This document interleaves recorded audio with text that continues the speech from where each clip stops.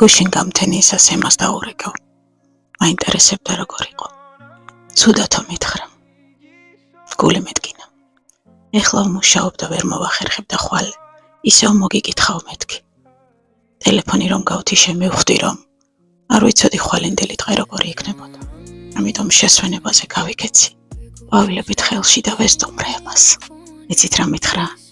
აღარ მახსოვდა რამ ხელა ბედნიერება მოაქვს თურმე ყვავილებსო. ამიტომ ნუ დაელოდებით ხვალინდელ დღეს. თუ რაიმე კარგის გაკეთება გინდათ, საკუთარი თავისთვის. თუ გინდათ რომ დღევანდელი დღის ამბავი მეგობარს მოუყვეთ, ნუ დაელოდებით ხვალინდელ დღეს. მოყევით დღეს.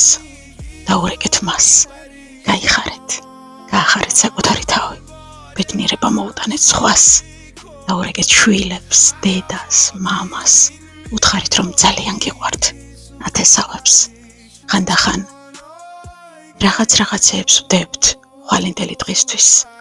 სინამდვილეში ის კი არ ვიცით როგორი დღე იქნება ხვალ. ანდა თუ იქნება საერთოდ. ამიტომ იჩქარეთ. ყველა დღე სასწაული საჩუქარია. ყავით პროდუქტიულები საკუთარ თავთან.